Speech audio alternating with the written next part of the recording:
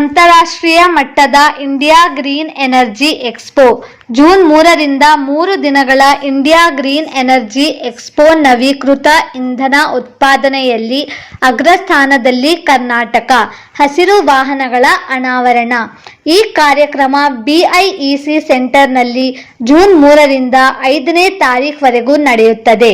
ಈ ವೇಳೆ ಶ್ರೀ ಸುರೇಂದರ್ ಕುಮಾರ್, ಶ್ರೀ ರಮೇಶ್ ಶಿವಣ್ಣ ವಾಹಿನಿಯೊಂದಿಗೆ ಮಾತನಾಡಿದರು. ಹೆಸರು ರಮೇಶ್ ಶಿವಣ್ಣ.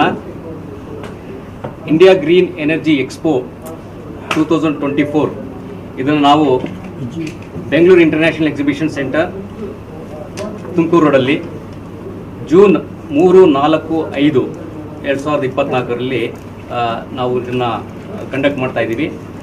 ಇದನ್ನು ನಾವು Karnataka renewable energy system manufacture association ಹಾಗೂ ಮೀಡಿಯಾ ಡೇ ಮಾರ್ಕೆಟಿಂಗ್ ಹಾಗೂ pride energy environment resource research institute ಇವರು ಎಲ್ಲ ಸೇರಿಕೊಂಡು ಆರ್ಗನೈಸ್ ಮಾಡ್ತಾ ಇರೋದು.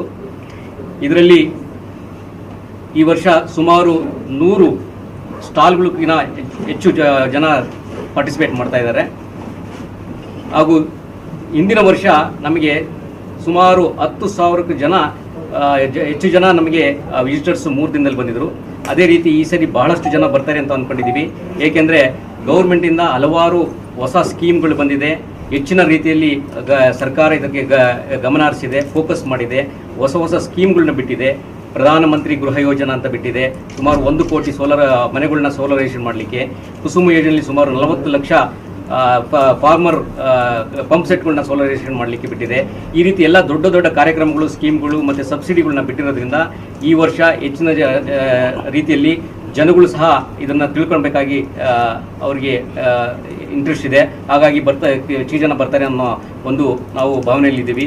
ಅದೇ ರೀತಿಯಾಗಿ ಈ ವರ್ಷ ಒಂದು ಭಾಳ ಕೀ ಹೈಲೈಟ್ ಅಂತಂದರೆ ಕಾನ್ಫರೆನ್ಸು.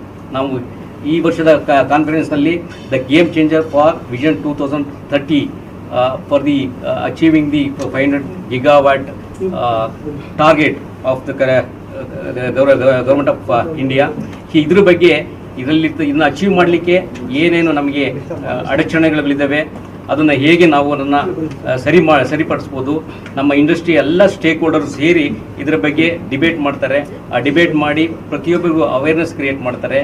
ಮತ್ತು ಹೊಸ ಟೆಕ್ನಾಲಜಿನಲ್ಲಿ ಪ್ರೆಸೆಂಟ್ ಮಾಡ್ತಾರೆ. ಮತ್ತು ಹೊಸ ಟೆಕ್ನಾಲಜಿಗಳು ಏನಿದ್ದಾವೆ ಅದನ್ನು ಸಹ ನಮ್ಮ ಕಾನ್ಫರೆನ್ಸ್ನಲ್ಲಿ ವಿಷಯ ಪ್ರಸ್ತಾಪ ಮಾಡ್ತಾರೆ. ಹಾಗೂ ನಮ್ಮ ಈ ಹೊಸದಾಗಿ ಬಂದಿರತಕ್ಕಂಥ ಎನರ್ಜಿ ಸ್ಟೋರೇಜ್ ಇರ್ಬೋದು, ಗ್ರೀನ್ ಹೈಡ್ರೋಜನ್ ಇರ್ಬೋದು, ಮತ್ತು ನಮ್ಮ ದೇಶಕ್ಕೆ ಬರ್ತಕ್ಕಂಥ ಇನ್ವೆಸ್ಟ್ಮೆಂಟು, ಈ ಒಂದು ಎನರ್ಜಿ ಟ್ರಾನ್ಸಿಷನಿಂದ ಆಗ್ತಕ್ಕಂಥ ಇನ್ವೆಸ್ಟ್ಮೆಂಟ್ ಏನು, ಮತ್ತು ಈ ನಮ್ಮ ಎಕಾನಮಿ ಗ್ರೋ ಆಗಬೇಕಾದ್ರೆ ದ ಗ್ರೀನ್ ಎನರ್ಜಿ ಎಕಾನಮಿ ಹೇಗೆ ಮಾಡ್ಬೋದು, ಮತ್ತು ನಮ್ಮ ಇದಕ್ಕೆ ಜಾಬ್ ಆಪರ್ಚುನಿಟೀಸ್ ಏನಿದೆ, ಈ ಒಂದು ಟಾರ್ಗೆಟ್ ನಾವು ಅಚೀವ್ ಆಗಬೇಕಾದ್ರೆ ಸುಮಾರು ನಮ್ಮ ಭಾರತದಲ್ಲಿ ಎಸ್ಟಿಮೇಟ್ ಮಾಡಿರೋ ಪ್ರಕಾರ ಸುಮಾರು 3 ಕೋಟಿ ಜಾಬ್ ಎಂಪ್ಲಾಯ್ಮೆಂಟ್ ಕ್ರಿಯೇಟ್ ಆಗುತ್ತೆ. ಸೊ ಈ ಎಲ್ಲ ವಿಚಾರಗಳನ್ನ ನಾವು ಈ ಒಂದು ಕಾನ್ಫರೆನ್ಸ್ನಲ್ಲಿ ಪ್ರಸ್ತಾಪ ಮಾಡ್ತೀವಿ. ಸೊ ಆದ್ದರಿಂದ ತಾವೆಲ್ಲರೂ ದಯವಿಟ್ಟು ಇದಕ್ಕೆ ಸಹಕರಿಸಬೇಕು ಮತ್ತು ನಮ್ಮ ಜೊತೆ ಈ ಒಂದು ಕಾರ್ಯಕ್ರಮವನ್ನು, ಈ ಒಂದು ಎಕ್ಸಿಬಿಷನ್ನ ಸಕ್ಸಸ್ಫುಲ್ ಮಾಡಲಿಕ್ಕೆ ಕೈ ಜೋಡಿಸ್ಬೇಕು ಅಂತ ಪ್ರಾರ್ಥಿಸ್ಕೊಳ್ತೀವಿ. ಎನರ್ಜಿ ಮ್ಯಾನುಫ್ಯಾಕ್ಚರರ್ ಅಸೋಸಿಯೇಷನ್ 2014ರಿಂದ ಈ ಒಂದು ರಿನ್ಯೂಬಲ್ ಎನರ್ಜಿ ಸೆಕ್ಟರ್ಗೆ ಭಾಳಷ್ಟು ಕೊಡುಗೆಗಳನ್ನ ಕೊಟ್ಟಿದೆ. ಇಂಡಸ್ಟ್ರಿಯ ಸಮಸ್ಯೆಗಳನ್ನ ಮತ್ತು ಈ ಒಂದು ರಿನ್ಯೂಬಲ್ ಎನರ್ಜಿನಲ್ಲಿ ಮಹತ್ತರವಾದ ಸಾಧನೆಯನ್ನು ಕರ್ನಾಟಕ ದೇಶದಲ್ಲಿಯೇ 3ನೇ ಸ್ಥಾನದಲ್ಲಿದೆ ಗ್ರಿಡ್ ಇಂಟ್ರಾಕ್ಟಿವ್ ರೂಫ್ಟಾಪ್ ಸಿಸ್ಟಮಲ್ಲಿ.